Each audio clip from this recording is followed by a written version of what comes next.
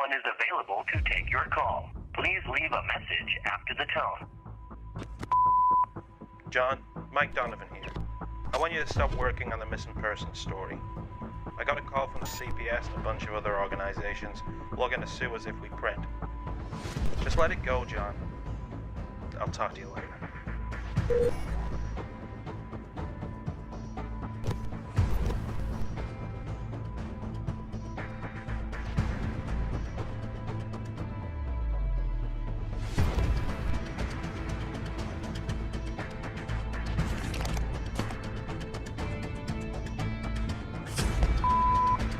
This is the last time, John. If I hear you're still working on that story, you're out of here.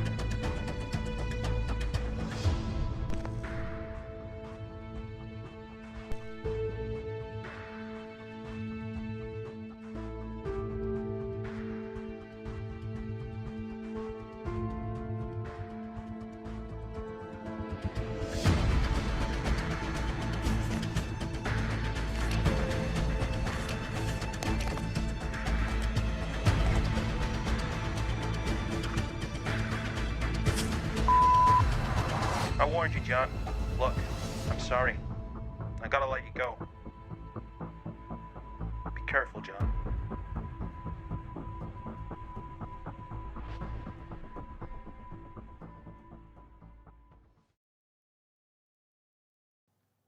In the United States, close to 1 million missing person reports are filed every year.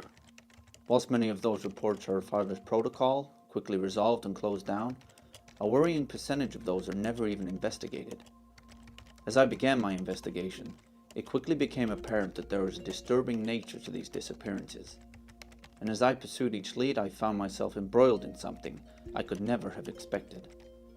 Little did I know that I would be contacted by a very covert, secretive individual who would blow the lid off what many of us believe to be the truth about our world. As you are reading this, you will not yet understand the very taboo nature of what we're dealing with.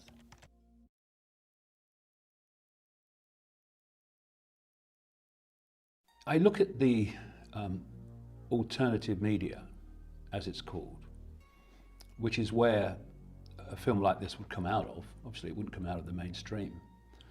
And what's developed over the years that this alternative media has come into being, what's developed is the alternative mainstream.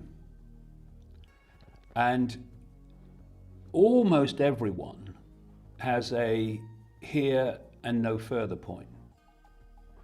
And just because you are aware that there's a banking scam and a political scam and engineered wars, doesn't mean that your mind is open to the deep in the rabbit hole areas that will explain where all that's actually ultimately coming from. You will have people who will go so far, but then their belief system, their sense of credulity, will say here and no further. Well, I think it's like a kind of human archetype. Unless you're a small boy with frogs in your pocket, people don't like toads or snakes or crocodiles or alligators. Dragons sometimes are shown as friendly, often are shown as dangerous and fire-breathing and nasty, and they've got little eyes, and they are inhuman. They've got little slitty eyes, and somehow there's a part of that that doesn't resonate with us. To think that reptilians even exist, let alone that they're in some way controlling the populace and what's going on, just seems so far out there to the normal person with their programming and their paradigm and that type of thing. So I think it's just out of the realm of belief for them, just through their programming. The idea that life as we know it has only developed on this one planet, in this one slither of frequency, is ridiculous. But the human perception has been so programmed with limitation, with a sense of I can't, the sense of it cannot be, that it's left to very few compared with the global population to explore beyond that sense of can be. And that's why these films are not made in greater abundance. Creatures with large heads, with fur and big eyes, like the traditional puppy dog pictures that make us go, ah, look, isn't that cute? One doesn't look at a reptile and think, oh, isn't that cute? That basic human empathy just isn't there. What I do is I open my mind and let the information be my guide, and that decides where I go, not preconceived idea. And unfortunately, preconceived idea, belief, whatever that may be, is the prison cell for most people, and that's why they don't go beyond it. I think there's a lot of ego involved in this subject, as there are in a lot of others, and that type of ego is infected ego, as far as I'm concerned. It's and the last thing these entities want is to be noticed. They want to be ignored, because if they're ignored, they can get away with it, you see. So you want to infect people and let them think that there's no such thing, and actually try and spread that there's no such thing, so that these things can operate in the darkness.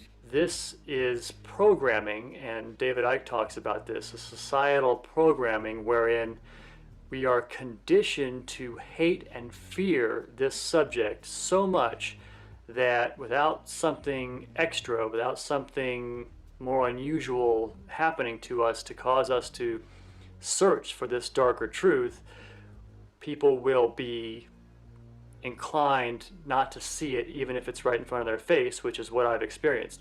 And even people in my own family and people that I know very well and people who were interested in ufology, when they saw this, either didn't see it or became very upset about it. In the early 90s, when we were first learning about the reptilians, you tended to hear about cases of rape and situations like that, and almost like an instinctive fear that some people had in response to just being in their presence, just like a physiological reaction to them. So I think all of those factors, plus the bad reputation of snakes in Judeo-Christian mythology, has given them sort of a bad reputation, and that led to maybe a bit of a taboo in discussing them, but I don't think that the taboo is really necessary. The gentleman I will call X in this article has always refused to give me his name. Of course that was highly suspicious, but he was giving me important, and in some cases classified information. I felt compelled to continue my investigation, even though I knew what I was doing was very dangerous. I never really questioned the validity of what he was telling me. Somehow I knew it was the truth, no matter how uncomfortable that made me feel. Sometimes X handed me documents, photographs, or newspaper articles to follow up. Other times he would drop a name into a conversation, only giving me pieces of the puzzle.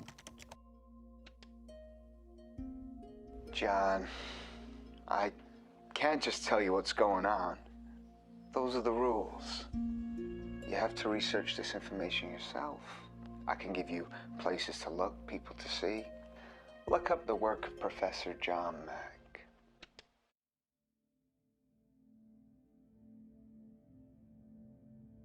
It was a synchronous event in the sense that I think anyone knows what I mean, is that you find out something just prior to experiencing it. And I'd read a couple of books a couple of months before. One of them was Dr. John Mack, the book Abduction. Now, Dr. John Mack, some viewers may know, is a gentleman who was a university professor of psychiatry at Harvard University. He was exposed to quite a number of people with experiences. He was a skeptic, did all the psychological testing, and he finally, in his 2 books, was firmly in the conclusion that these were real. These were real extraterrestrial encounters. I also read the book Communion, which is a classic with Whitley Strieber, talking about an author again of sci-fi fiction, who also said he'd had experiences. But the first person that came through my door that said, Mary, I've heard you're open-minded, is a gentleman called Ellis Taylor.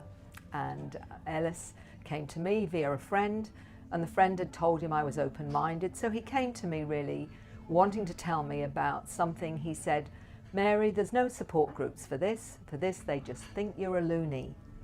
And here I had a middle-aged, very articulate gentleman who was telling me quite normally that this is what was happening to him, that he was aware he was being taken up on spacecraft, that he was waking up with shaved areas on his body, other marks on his body. His whole family were affected, that was his partner and the children. He talked about going through walls, and he said no one would come to the house because they thought it was demons. On the 13th of April in 1996, I got up about 7 o'clock in the morning, went to the loo, came back to bed. My partner went with the covers off me, what's all that all over your body? And I had all these marks on my body, and I couldn't quite make them out, but she was really freaking out. And there was a face there, drawing of a face.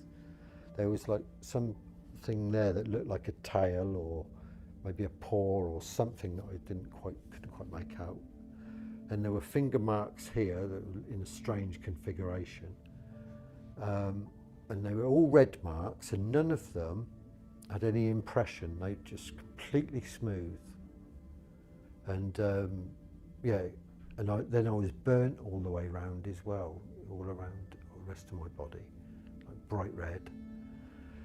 My partner, as I said, was freaking out. She rushed to get her camera and came back and started taking photographs of them.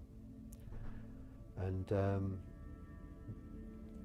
meanwhile, I looked in the mirror because I couldn't quite see what they were, and I could see what she was talking about because it's very distinct, these things. And she took photographs of them, and very shortly after that, they vanished. Part of it is, the three questions they ask me is, am I going crazy?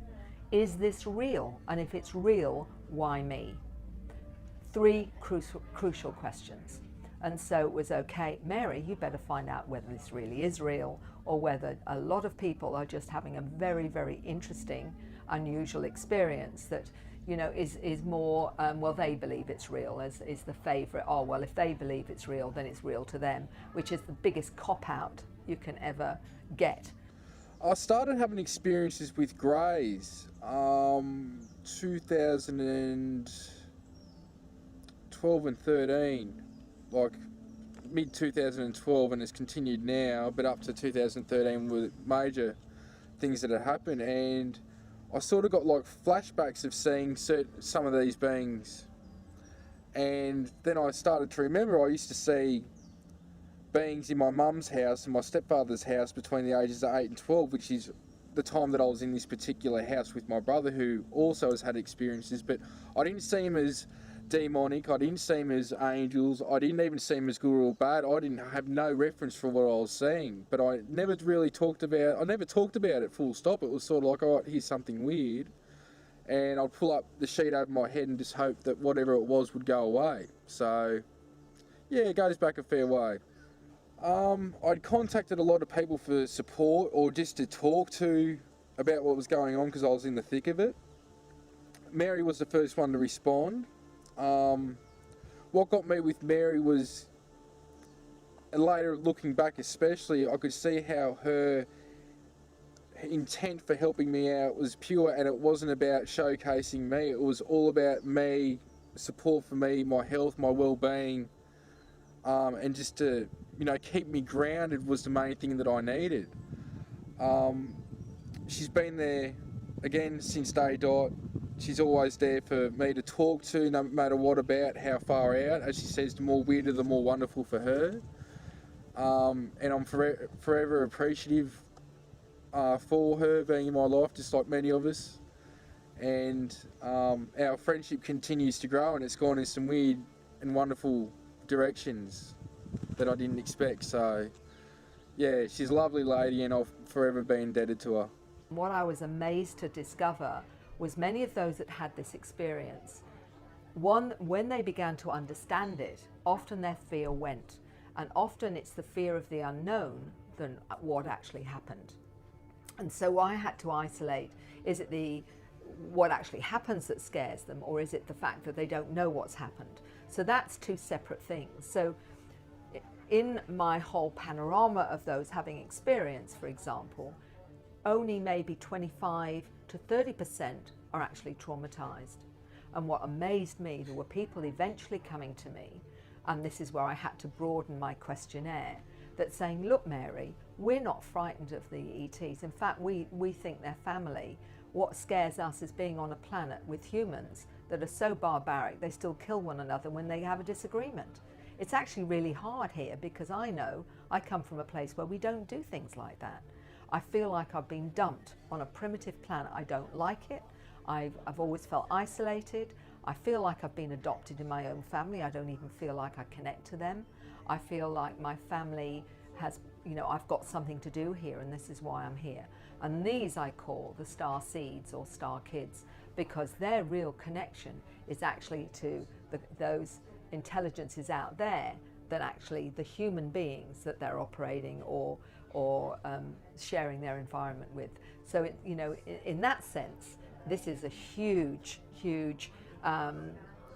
panorama of experience where some are terrified of the beings and some actually think the beings are family. So where do you go with that? Only recently I had a young woman tell me that she was a hybrid and that she believed that she was part human, part reptilian, for example. So for her, what was hard was being in a human body when she related much to her reptilian soul, if you like. That's how she saw it. Others believe that their soul is from a mantid, which is an insect-like being. Some, the felines, the cat being, for example, they say their origins are from those places. So they relate to that particular form. And if you have an 8-year-old that tells you that their family is a mantid, this is an insect-like being, that's his family. His human family is here to look after him and he loves them, but that's his family. And when he dies, that's where he's going, to his ancestral family, which is the mantid insect-like being. And he gets quite emotional about it. This is an 8-year-old getting emotional about going back to his origins. It's very profound. And you've got others that believe they're a mix, and Simon Parks is one of those, because I was able with this young boy, which I'll call Paul, and Simon Parks, I was actually interacting with both of them at similar times, although one's in the northern hemisphere, one is in the southern hemisphere.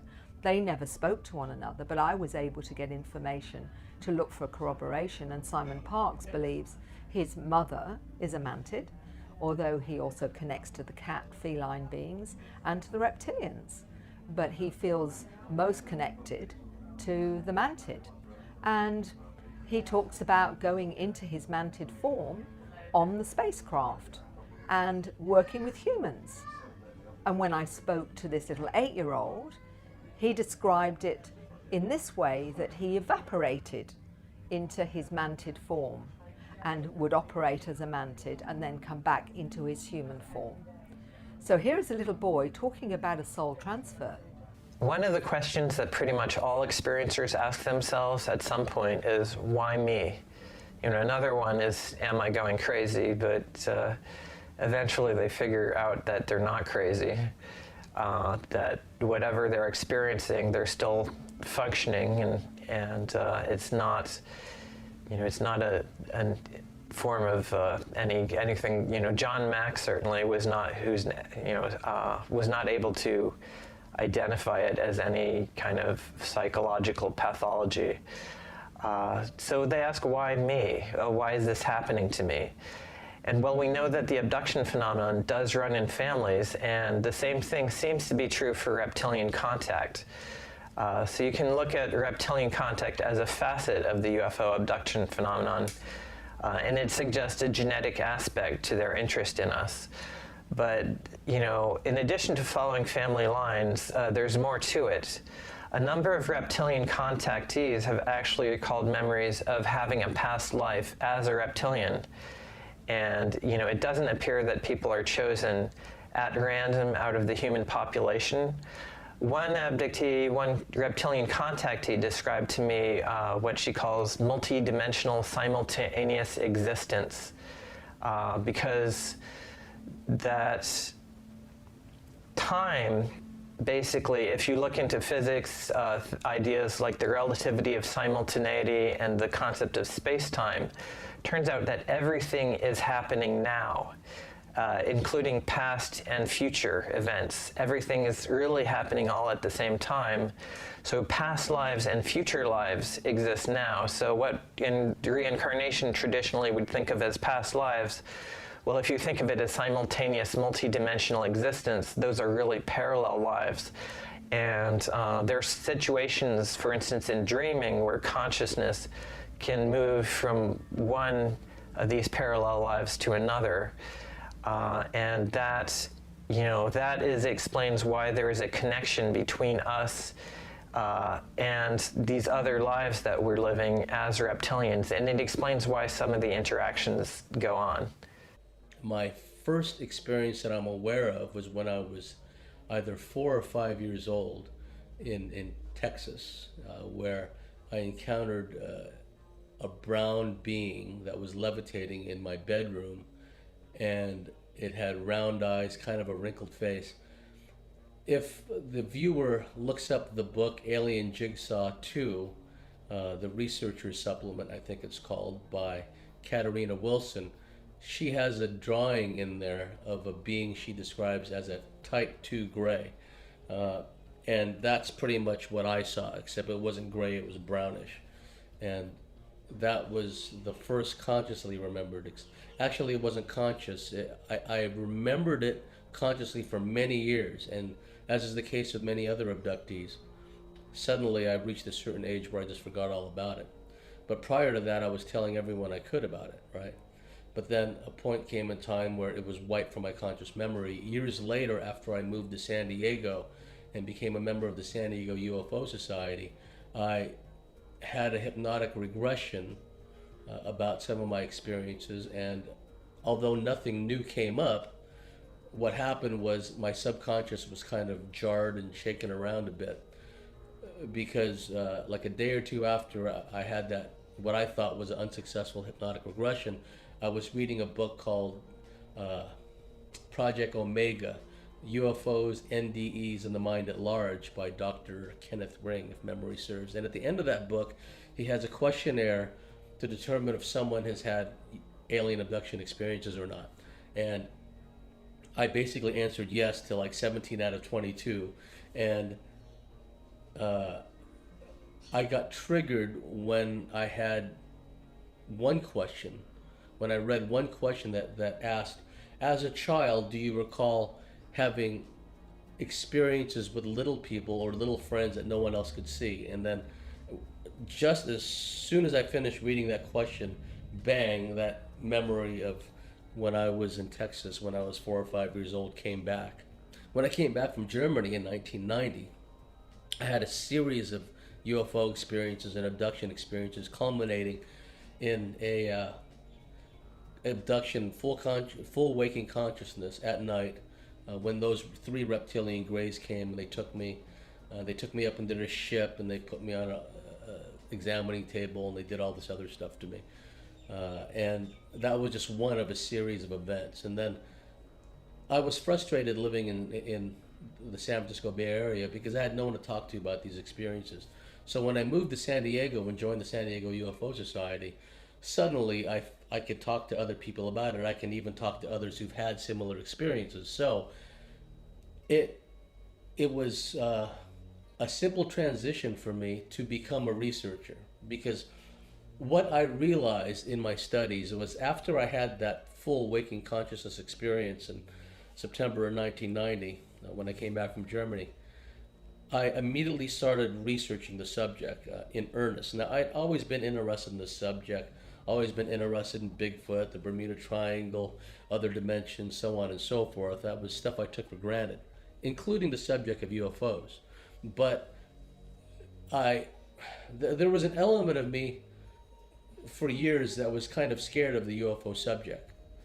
There was something about the subject that gave me the creeps that didn't, that I couldn't quite understand, and that gave me, a certain degree of fear. Like when I was in high school, for example, I would see beams of light, bluish white light, come in through the ceiling and do a search pattern on the floor. I had a lot of experiences where I was taken out of my body astrally, and I've since come to find out that a lot of these experiences happen in our astral state, because these beings have the means to trigger an out-of-body experience within us. It's a multifaceted experience. It's not just physical abductions, it's astral experiences, it's what's been described as dream hacking or astral dreamscape manipulation, telepathic experiences, so on and so forth. When an alien creature of any sort interacts with a human, 9 times out of 10, or 9.999 times out of 10, that human is going to be terrified of this creature. There is no long association with these creatures. They cannot appear as they look, because the human will just freak out, and whatever the purpose that they've come to that person for, they won't be able to do it. So they will come in disguise. And they don't physically change their body. They go into the mind of the human, and in the human's mind they change. Now, because of my very long association with these creatures, they don't need to do that now. In the early days they did, when I was a very small child, but also it was a part of me accepting them for what they were. So as a 5-year-old, or even 1963, as a 3.5-year-old child, I was shown exactly what they looked like, and did freak me out. Of course it did. But if you take a child that's 3 and stick it on an aeroplane and fly it from, I don't know, Birmingham Airport to London Airport, by the time that kid's 10, it will go from Heathrow to JFK with no worries, because it knows no different. If these creatures don't harm you, you have no reason to be scared of them. So it means that my perceptions are going to be more accurate than somebody who's half scared out of their mind, has their body frozen and can't move.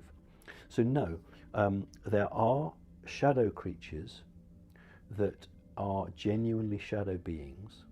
There are jinn that can appear like shadow creatures, and all of the entities that we're discussing have the ability to go into a human's mind and make that human think they're seeing anything. And that's why Adolf Hitler got Dr. Mengele back in the late 30s to attempt to do work on humans that would prevent aliens from gaining control of their mind.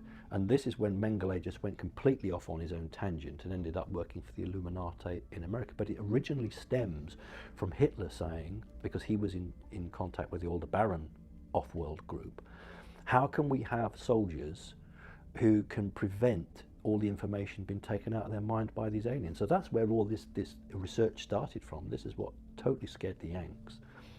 So for most people who have an alien experience, they really don't know what they're seeing, because they can only see with their eyes and believe what's happened to them. When you have an association with these creatures, and I can't be the only one, but when you have a long association with them, you have certain agreements, and these creatures are not permitted to deceive me.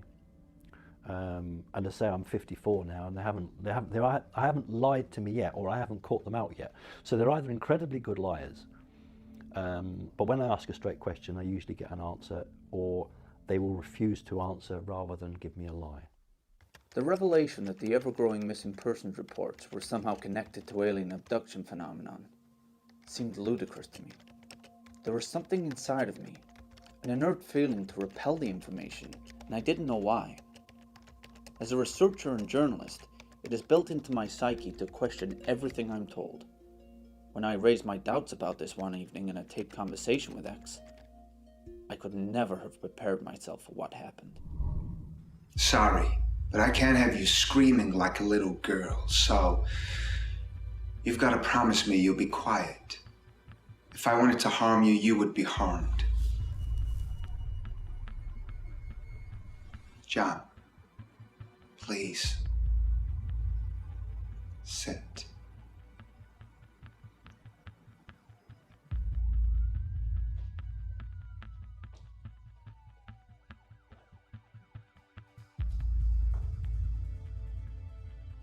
You needed a reason to take this further, and I just gave it you. When I did this, I put both of us in danger. People like you don't meet people like me unless it's important. We consider you important, John. You're not special. You're not the chosen one. You're not the savior. But you're a hell of a journalist, which is good for us. Bad for you. What, you think this story was your idea? We needed to trigger you. That's what we do, John. We poke you, prod you, coerce you, make you do things we can't. Well, not openly anyway. For now, just know, some of us are trying to help. You got a friend in me.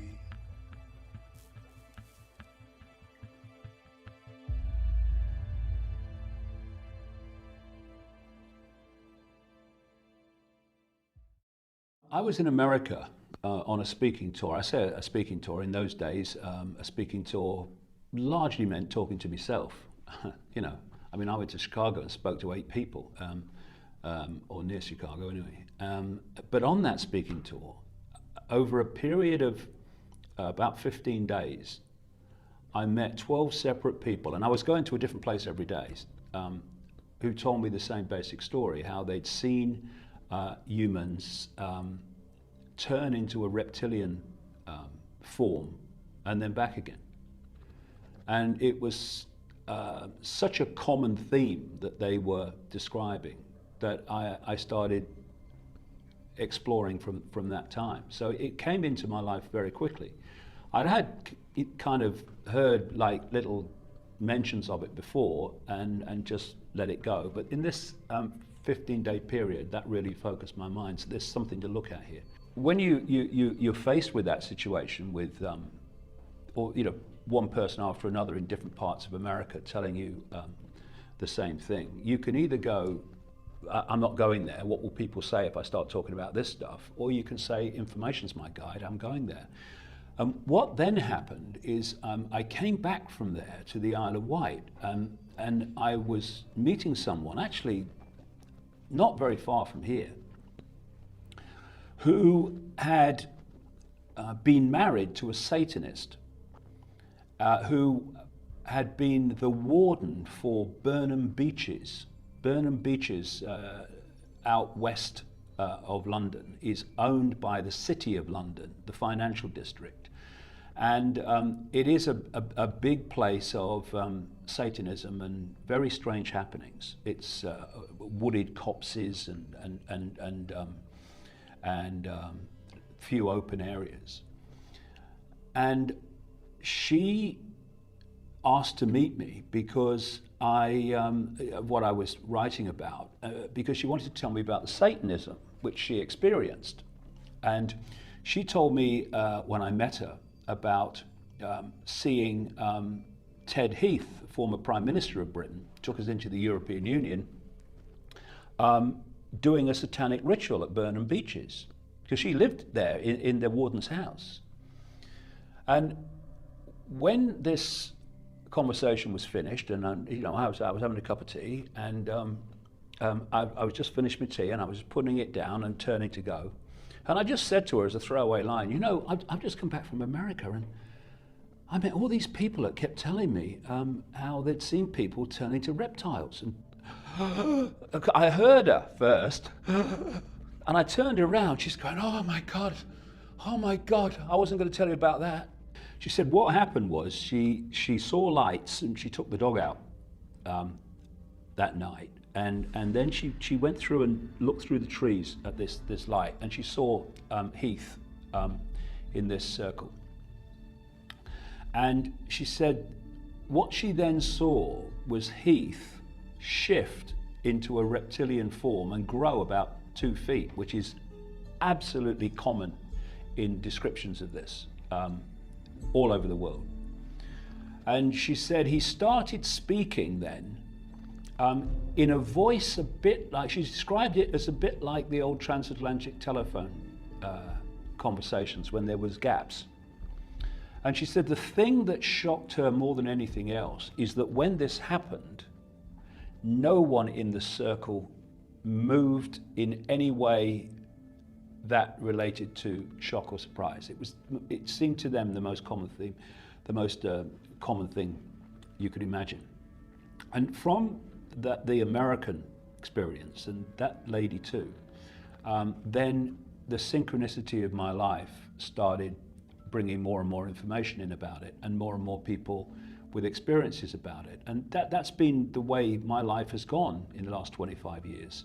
A subject will come out of nowhere into my life, and then suddenly, bang, information about that subject's coming from everywhere. And that's what happened with the reptilian thing. There's a lot of people out there who are under the misapprehension that somehow all of this is promulgated by David Icke and nobody else, and this is absolutely not true.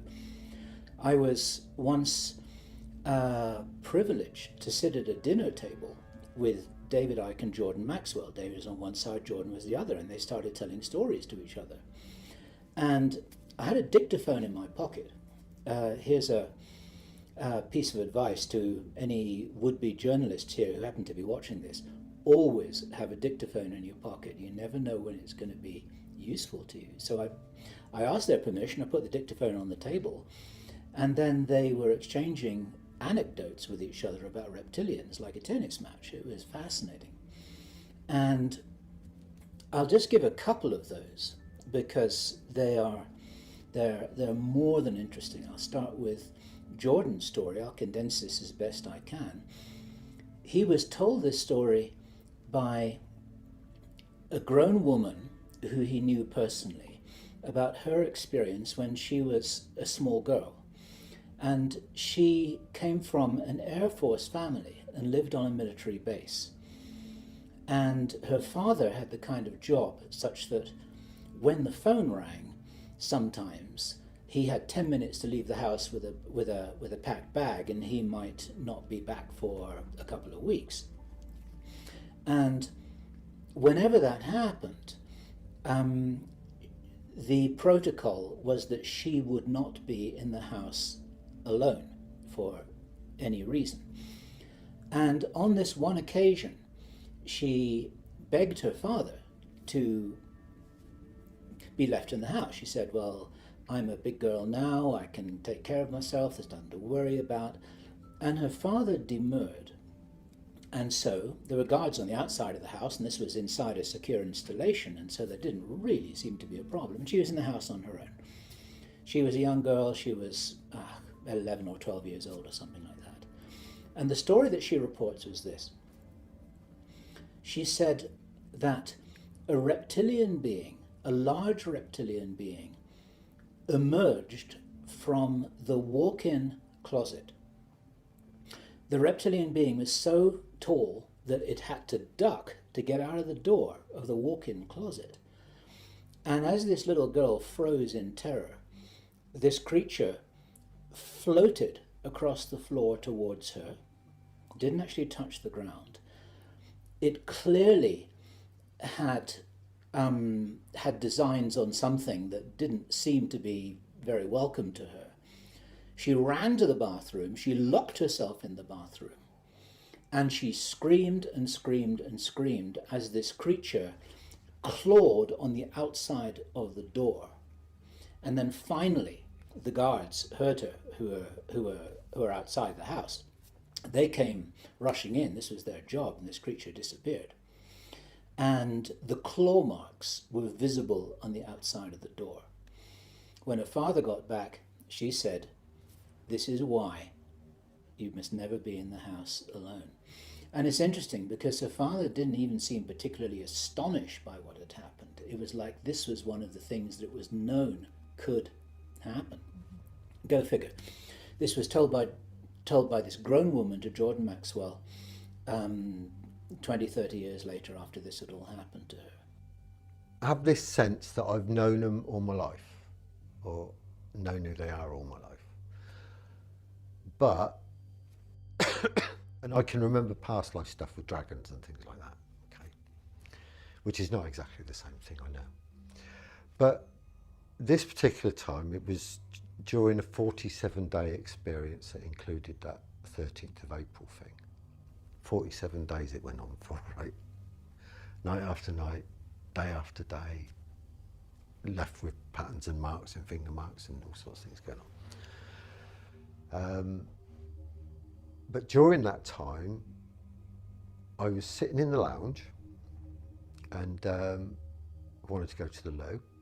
And to get from the lounge to the loo, you had to pass through the corner of the kitchen. There was a door here, and then you went through a door there.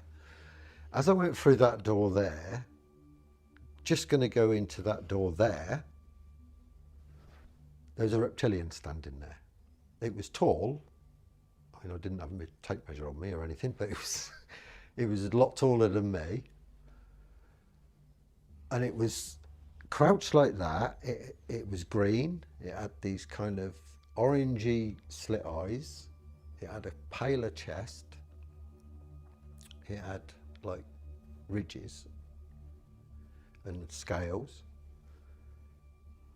But the thing about it was that it looked at me, and what I felt was from him was, oh shit, it's in me. Right? It was more kind of worried that I'd seen it than having any kind of negative intent towards me or whatsoever. And I'm on the move, you see, when I see this, and I'm just going to step into the hallway to go to the loo. And as I saw it, I was in mid-flight, so I couldn't stop immediately. So I went like that, came back, and it had gone. But the whole room was not the room. It was standing in the corner of the room, where the corner of the room should have been, but the room wasn't there. It was another dimension. I'd walked through another dimension. I've had 3 experiences with the reptilians personally. The first one was late 2012.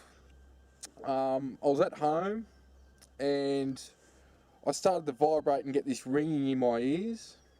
And I was laying on the couch listening to the radio, and it got to a certain point where I had my eyes were closed at the time. I had a flash. At that time, I sat up and stood up, and I was still vibrating, the ears were ringing, and all of a sudden I just got engulfed with white light, and I appeared in this cave, is the only way I can put it, and it was like a yellowish orange rock all around me. And right in front of me was what I perceived straight away was a lizard man, because I still hadn't at this time checked up on reptilians. I heard about it, I thought, oh, who knows, you know. And it was a yellowish brown colour. They were about 6'2", 6'3", there was 3 of them. 2 of them that were directly in front of me were about 6'2", 6'3", around the same height, and there was a small one about 5'5", and it was the same. They had these things protruding from here. The eyes, the nose was a bit down and the stockier, and they were stocky, like muscly, stocky looking dudes. At that point, basically the main frame of what had happened was I was told by the reptilian in front of me that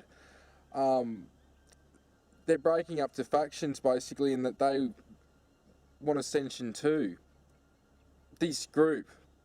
And I'm just thinking, why are you telling me? And they said, oh, well, this particular being in front of me said, because we want you to tell your people, like, put it in your book. And I was writing Operation Starseed at the time, and I'm just thinking, this is just what, at this time, like, while this is going on too, to my left, about 50 metres in the distance, and this cave would have been a few hectares big, like a city block or something big, but I couldn't see any entrances. I'm assuming down further to my left, there was an entrance, because there was a flying saucer with a grey walking around it, and it had a bigger head than the normal ones I'd seen before. So this is, while that's going on 50 metres away to my left, and to my right I noticed like a screen. It was like 5 metres by 5 metres, I assume that was the diameter, and it was like a flat screen. If I looked at it, I didn't see anything, but if I looked at it in my peripheral vision, I could actually see a 3D hologram of the Earth coming out of it. And what I assume was fault lines and earthquakes zones and that were sort of marked out on it. I won't go particularly to what colours I saw on it and stuff, because that's just a little thing that I've kept for me, you know, people ask me. At around that time, a white light engulfed me again and I appeared back at home in the lounge room, standing where I'd been previously. In the high desert of Southern California, me and our team were doing what we call reptilian stakeouts. One of our friends, a female MyLab, in the high desert of Southern California in the Victorville, Barstow area, was having frequent reptilian experiences.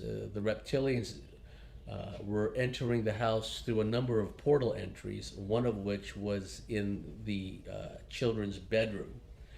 And this goes back to the lore about the boogeyman coming out of wardrobes, coming out of closets. That this is the basis for that, is that these entities, not just reptilians but other beings, they create these interdimensional energetic portal entries, which allows them, whether they're in our plane of existence from another dimension, or hovering in some spacecraft somewhere, they enter through these portal entries. And in the children's bedroom, there was this portal entry in the closet, the wardrobe, as they call it in the UK and other places.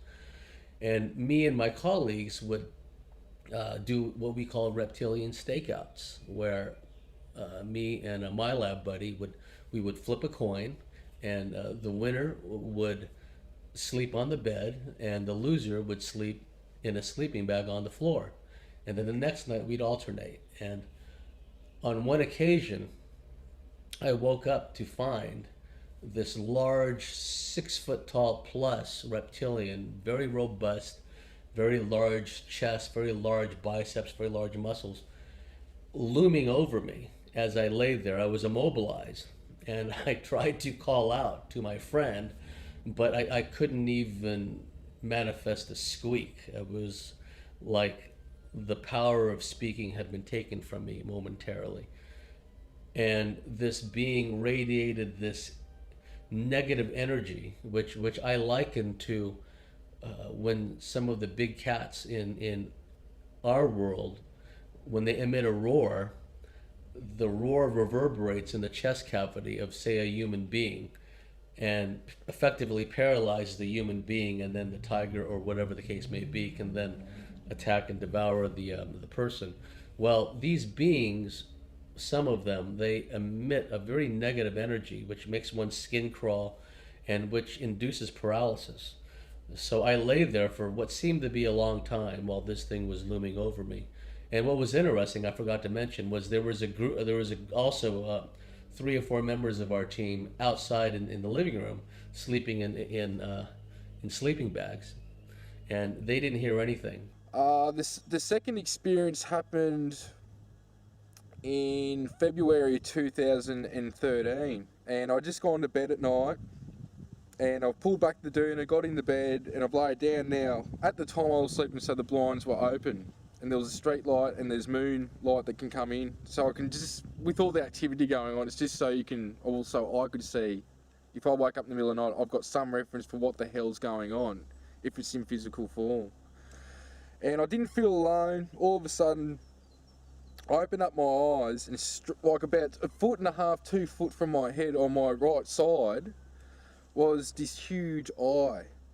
And it was, I could tell it was yellow, and there was a black slit pupil. Like it had to have been about this big. And it was a little grey bud. So it was only like 3.5. It wasn't big, but the head on it was huge.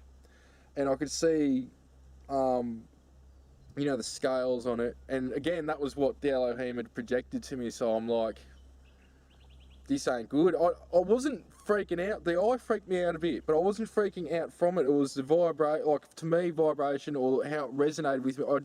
It didn't resonate with me. At this certain time, I closed my eyes and just a thought came to me to, you know, why am I judging it? And to show it love, that I didn't want it, like, I guess the best way to explain it is I felt sorry for it being in the state that it was in. At which time it started to turn into it started to look shocked. How I would have been looking at it, it started to look at me. And then all of a sudden it sort of turned into like a smoke, which I've got photos of how these beings can appear at certain times. That sort of turned into like this smoky substance, and it disappeared. And for about a year, I didn't sleep in my room after that. I had to meditate till I went to sleep. On another occasion in that house, there were different reptilians, basically all of the same species, but in different stages of maturation. And so there were immature reptoids, and we called them baby Godzillas, because when, like, the lady of the house and the children drew sketches, that's what came to me. They looked like little baby Godzillas. And one of these, at least one of these, was playing with the youngest daughter, who was like 4 years old at the time. They would play in that children's bedroom during the day, and the little reptoid was fascinated with the little girl's toys. In particular, one toy that looked like a telephone and that had big keys for numbers and letters, and when you pressed a given key, it emitted a certain tone. So the lady of the house, at odd times during the day, when only her little daughter was home, would hear these tones coming out of the bedroom. And on this one occasion, the little girl came out, and this little girl is now an adult. She has a child now. She said, "Mom, me and my friend, we're hungry," right? And so my friend humored the little girl. She walked back into the bedroom with 2 platters with a slice of pizza on each one. When she walked into the bedroom, she noticed her daughter sitting Indian style on the floor, and alongside of her daughter was one of these little immature reptilian beings, and they were playing with that toy, making all these tones. My friend was so startled, she dropped both plates. The reptilian made kind of like a pig kind of squealing sound, and it fled into the closet and disappeared. Now, me and my friend, on another occasion, we were sleeping in that room again. I was in the bed, and he was on the floor, and I began to hear noises coming out of the closet, right? So I sat bolt upright, and I looked around, and I was punched in the face, bang, bang, on this cheek and on this cheek, and I was knocked out, and my cheeks ached for weeks thereafter. And I believe it was the little reptilian. It wasn't the big reptilian or big reptilians. It was one of the little ones, and it was just at the right height to punch me out. So I had a lot of experiences in that place. On another occasion, those reptilians followed me from that place in the high desert of Southern California to my house in San Diego, which is a good 2.5-hour drive. And I had just driven back from the high desert, settled down, I was laying in bed reading, and I fell asleep. And sometime later, I was rolled over in bed, and I was jabbed at the base of my spine with an injection. And as I was laid on my side, I looked over, and I saw what I at first thought was a very tall soldier in khaki uniform. And then I saw something swishing around behind it. Later on, in hindsight, I realized it was a very tall reptilian that just happened to be brownish khaki colored. Because when I had time to think about it, the thing that was swishing around behind it was his tail. And it was interesting because those reptilians had told my friend, the lady of the house, that they were going to get back at me, basically, for always going up there and I guess annoying them or something. So they followed me back to hundreds of miles away to San Diego, and they did this to me. And I developed the following day. I was working at ComNav AirPack in communications, and my back was hurting me. I could feel a puncture wound at the base of my spine. I could feel it, an injection mark. And I had a terrific headache. And I was sitting in the main office, and there was an annex, another office off to the left, where the lady who worked in there was on leave or something. So I went in to lay down there just to flatten out my back, because my back hurt so much. Had a tremendous headache, was sweating profusely, big time diarrhea, right? And what was interesting was I went to an emergency ward, and I said to the lady, the nurse who was checking me out, I said, this is going to sound crazy, but last night I was rolled over on my side and some soldier, some military looking guy, very tall, like jabbed me at the base of my spine with a hypodermic needle. And she felt it. She said, yes, I see it. I don't doubt you at all. Something happened. And then what was interesting was I called up my friend who was living in the high desert of Southern California, and she told me her husband and her son had all come down with similar symptoms after I had left. I've spoken a couple of times at this conference in St Anne's in Lancashire called Probe International, and always something peculiar goes on there, right? Often on the way there as well, and often on the way back too. Now, when I left to go up there, I went with a friend, and I knew that I had two etheric or ethereal bodyguards. They were reptilian, dressed in armour, and I have a few guardians, but this is two that were with me. Big, powerful. So I knew that they were going with me for some reason. They wouldn't have come for no reason. So anyway, I get to the conference, and this guy comes up to us and he said, oh, would you and your mate take part in this demonstration that I'm giving on the stage? I said, what is it? He said, well, what it is transfiguration. Now, transfiguration is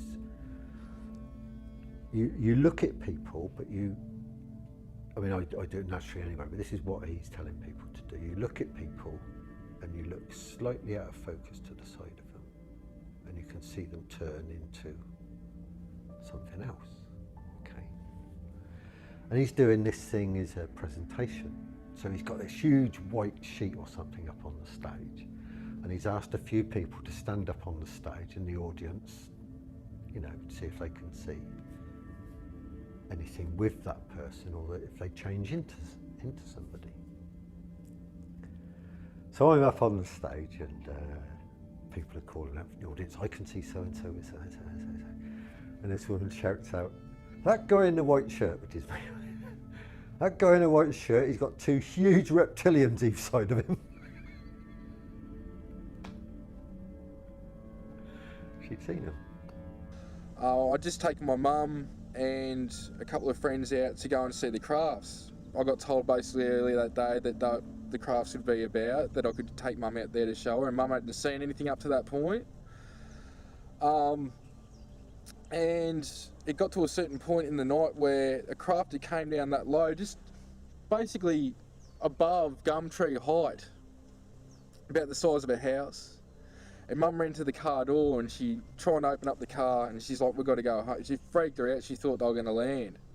So I said, no, you've got to see this stuff, because I know you believe me, but you're definitely going to have something to go by, but I needed her to see this and go, all right, this shit's, this stuff's for real. So we went back into town at that point, because she freaked out.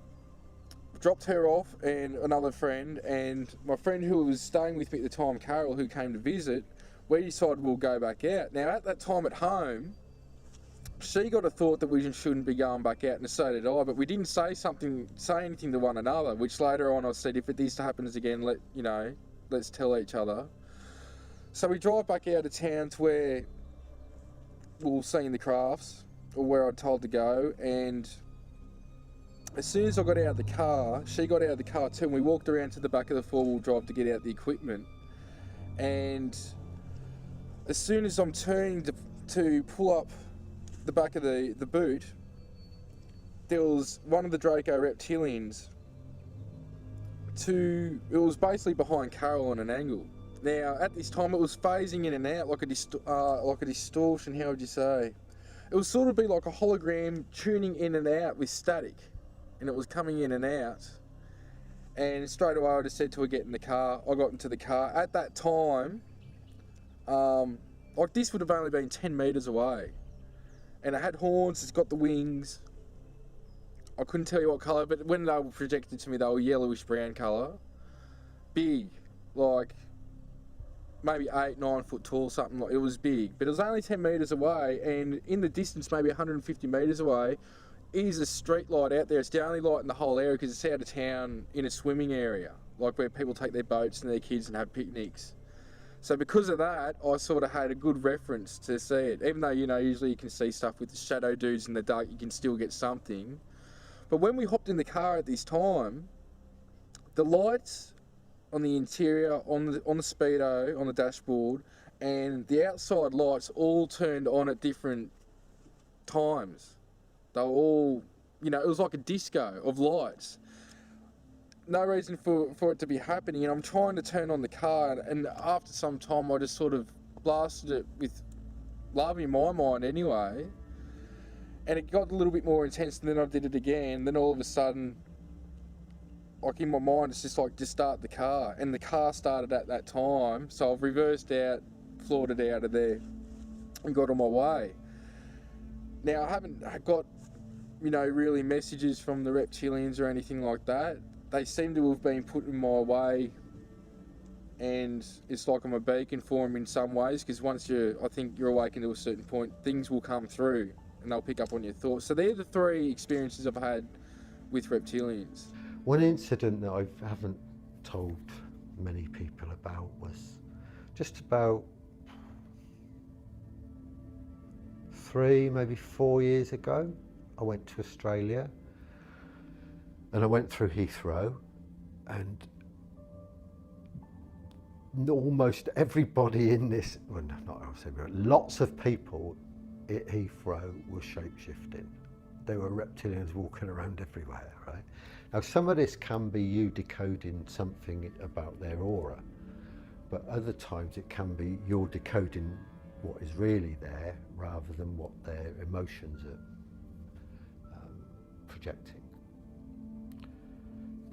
And I've had that instance in Macquarie Shopping Centre in Sydney as well, where nearly everybody there is looking like is a reptilian, and full on, and they're much taller than they are as humans, and they're much bigger and much more powerful looking, and big tails and all the rest of it. Full on it is, and but anyway, this Heathrow thing, I got on the plane, and they swapped my seat for some reason, and I sat down in this other seat, and I noticed there was an Indian lady in the sari and everything sitting there, and she was looking at me intently like that, but her eyes were really lovely. She was really kind of, you could tell it was really loving whatever she was doing, you know, but she was doing something. I saw this guy in a seat in front of me just to look along. He rose up and turned into this huge reptilian, right, really aggressive.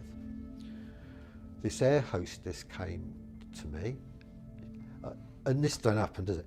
She knelt down next to me, she put her hand on my knee, and she was going, "We're going to look after you. Everything will be all right." And then this Indian lady, I heard this voice in my mind, and it was definitely coming from her. And she said, "You are a golden child and very special. We are looking after you." And I thought, what's a golden child? I don't know. But that's what she said. Yeah, maybe, I don't know. On another occasion, myself and a female MyLab friend were abducted together, and we were brought to an underground base in the high desert of Southern California, once again in the Victorville, Barstow area. And we were confronted by what appeared to us to be 3 military people. Again, one of them was taller than the other two. The one that was the tallest was standing behind a lectern or a podium, and it was quite tall, and it was yelling at my friend and I. We were kind of made to stand at attention, several feet away from these three beings. They appeared as military personnel with the short hair, etc., but one of them was in the guise of a high-ranking officer, and the high-ranking officer was irate. It was screaming at us, yelling at us, what are we doing? Like, how do we know so much, right?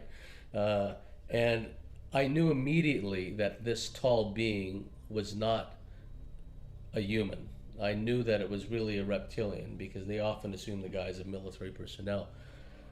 Sometimes these abductees in my labs in the underground bases can look at what's supposed to be a military person, but notice that they have vertical pupils, or notice that they don't communicate much, and once in a while they growl or they hiss or they do something to give themselves away.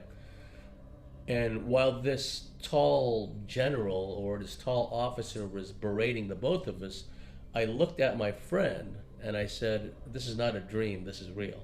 We're having a real experience here, so remember this, right? And then the being, the assumed supposed military guy just kept yelling at us. Eventually they sent us back.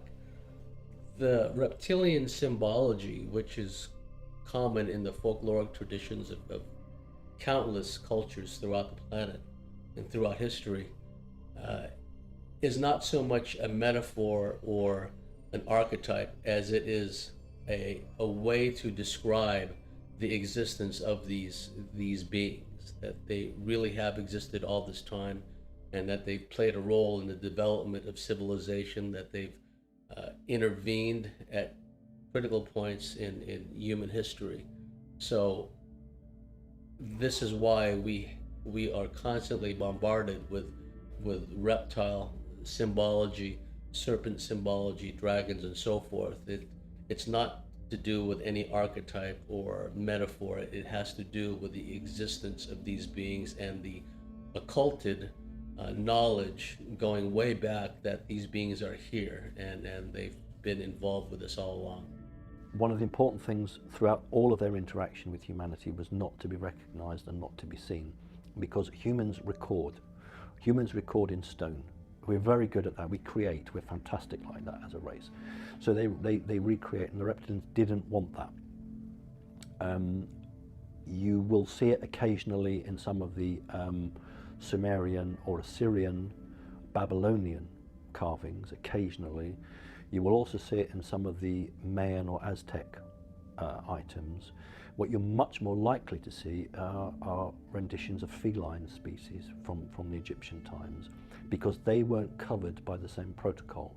So they weren't, there was no ban on depicting them, whereas there is a ban, there still is now a ban on depicting reptilians, and I'll give you absolute proof of that when I did that very nice interview on the Today programme with Holly Willoughby and Schofield, and I did two drawings, one of a mantid and one of a reptile, and I was told point blank we're not allowed to put the reptile up because they were going to have me as a backdrop, them as a backdrop to me. So the stills I've got, which they very kindly sent me, I'm being interviewed with them, and behind me is a picture of the mantid. But originally Schofield and gang were going to have the mantid and the reptile, and somebody very high up said we're not allowed. They didn't even know what it was called. All they said to me was, we've been told we can't put this one up. So there's a blanket that goes out, and hence, if you think about what your title of this DVD is, because we're coming round to that now, and you think about that chapter in The Greatest Secret that David Icke wrote, which was don't mention the reptiles, and that's a fact, and David is absolutely right, that the system doesn't want to publicise them because they have signed an agreement not to publicise them. It's to keep them out. So you can talk about the greys as much as you want. That's not an issue. You can talk about the mantids as much as you want, because they don't manipulate humanity. The reptile race that we're talking about manipulates humanity and has done for thousands of years, and has a covenant with the elite humans who run the world that they will always be in the shadows. You're awfully quiet, John. I feel a little underwhelmed for a man who asks questions for a living. I got a million questions. But let's start with my boss. Is he... John, what if a man's faults are not his own? What if certain men and women were pliable, manageable, accessible? Accessible? Manageable? You mean controlled? There are levels of control, John, depending on the situation. This situation required a little show and tell. Others are a little more intrusive. Behind the scenes, deals were done, but they weren't necessarily beneficial to the populace. In modern times, phase one has always been to make you aware of our presence. Over time, we could gain acceptance through the use of literature, religion, music, movies.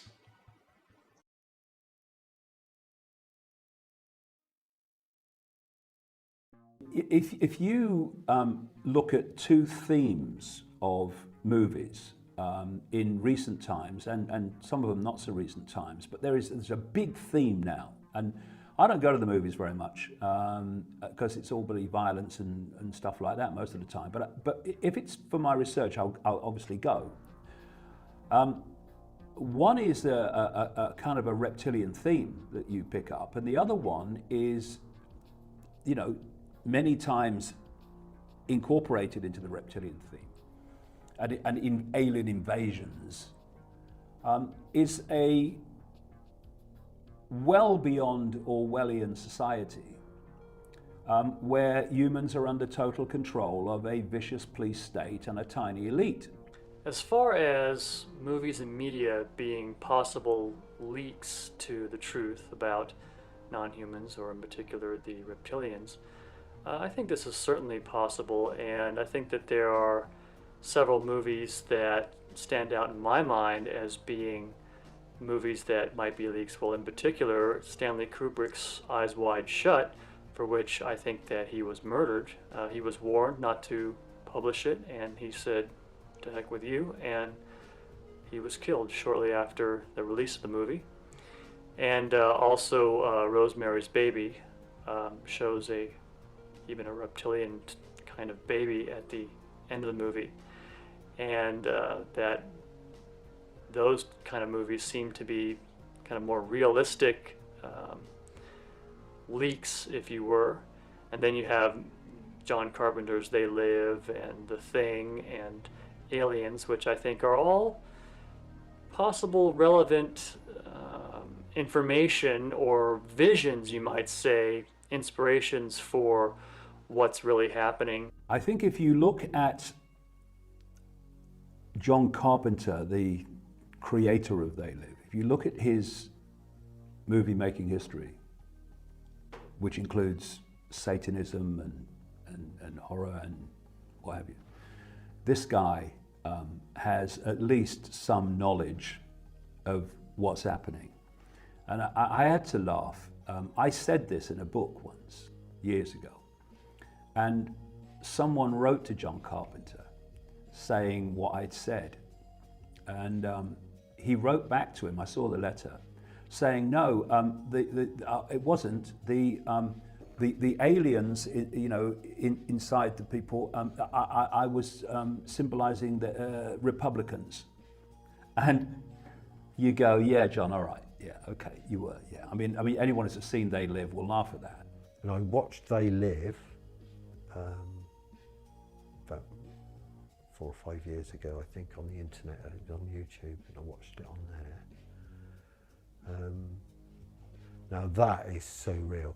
What I found in life is that very often the things that are I find distressing or are distressing for me at the time, I don't watch. I don't know why, but I don't watch. People say, oh, you should watch this, and I don't. And then it comes to a point where I feel that, yeah, okay, I'll watch that or I'll read that. And I will. And then I know why it was I didn't watch it before. I wasn't ready to sort of integrate that into where I was at the time. But V and They Live are so accurate. So accurate. They Live. It's classic. And that time back too, where you have a small number of people who are actually not what they seem. They look human to people in everyday life, but when the guy put the sunglasses on that allowed him to decode reality on another level, that was the symbolism of it, he saw that they actually, behind the human form, they weren't human at all. And they were the people in power. They were the bankers, they were the politicians, they were the president, they were some of the police. Also, when he put the glasses on that subliminal level, he could see all the subliminal messages all around him, telling him to stay asleep, to not question, to obey authority. And it was a movie, it was kind of a B movie, wasn't it? A kind of, most people would never have heard of, and yet it was way ahead of its time in portraying the world that we're actually living in. The Super Mario Brothers, if anyone gets a chance to see that movie, it's amazing.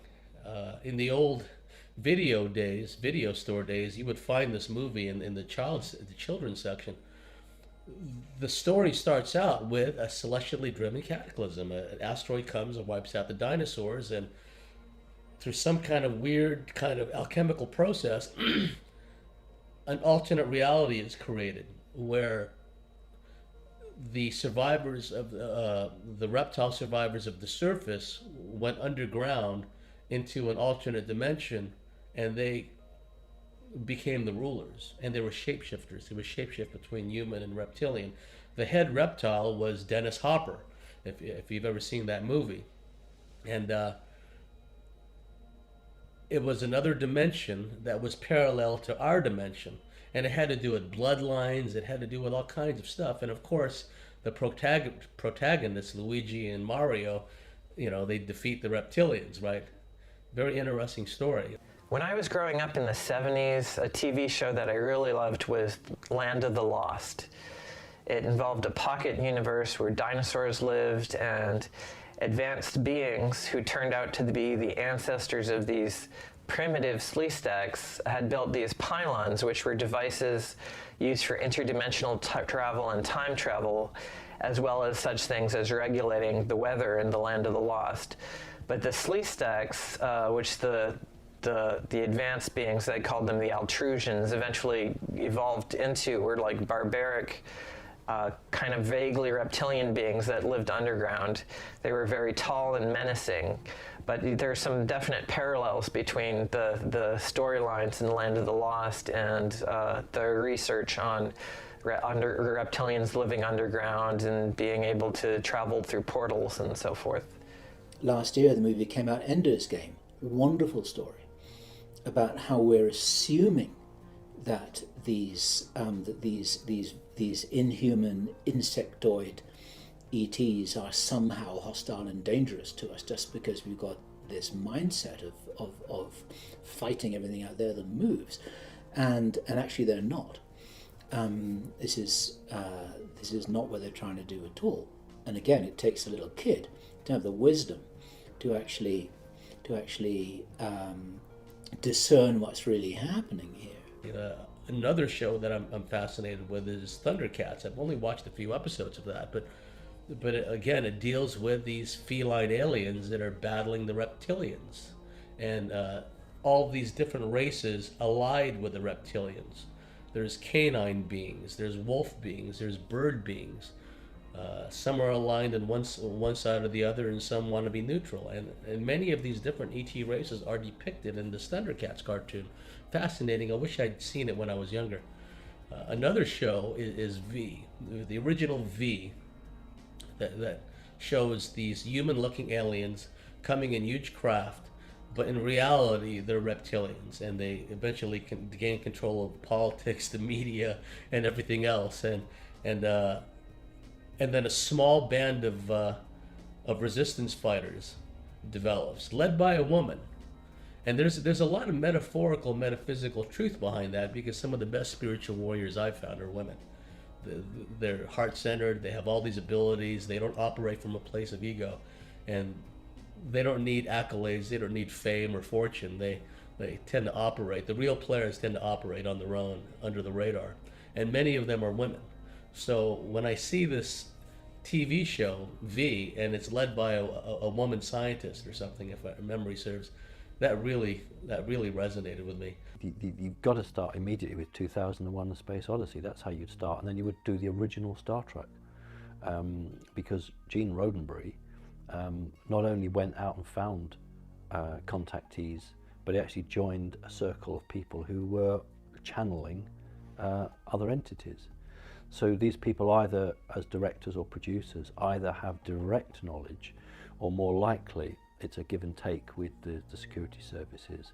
The security service will say, okay, you've done us a favour, here's an idea. It's not really an idea, it's something they know, but let's run with the idea. Where it's become insidious, and that's why I'm a bit unwilling to help you out with this too much, is because they will use the media to play out an agenda for them, to test its reaction on the audience. And the first time that occurred was in 1938. Was it 38, when Orson Welles did his War of the Worlds? What people don't know was that was all orchestrated to early sort of focus groups to feed back on what the situation was. Now, it actually wasn't panic, as the media was told. There was only a small pocket of panic, but they wanted to create panic, so that's why all the mainstream media said there was mass panic, because that was the argument. That's why we're not going to go public with what's happening. What is happening, I would suggest, is that subconsciously, because there are so many with the same theme, it's laughable. Subconsciously, the human mind is being made familiar with something that, if it wasn't made familiar with subconsciously in this way, when it is revealed, people would be in a massive state of shock, whereas they're bringing it in slowly. So what they're doing is that, on one level, they are preparing people to be familiar with, and therefore be far more likely to accept without resistance the very Orwellian society that's being brought in by these reptilian hybrid bloodlines, because this archontic force has been working to manipulate human society over these, what we call in our version of time, thousands of years, to reach this point where they can take the whole thing over and turn humans into a slave race. Now, this is interesting, given what I've talked about in terms of this archontic reptilian force cannot create itself. It has to piggyback that which is already created. It cannot create the Orwellian society. It has to manipulate us to do it. They have to let us know what they're doing or what they're going to do before they do it. It's kind of like a rule of the game from their point of view. And if you see it this way, it gets them off the karmic hook. What I mean by that is that if I were to tell you, the viewer watching this now, that I intended to burgle their house tonight, and I was going to do it by climbing in this window at 2 o'clock in the morning, and this is what I was going to go and steal. And if I told them that, and they didn't believe me, and they took no action, and I went and did it anyway, then I would be off the karmic hook, because it's their fault for not securing the window latch. It's their fault for not standing there with a gun waiting for me to come. It's their fault for not taking me seriously.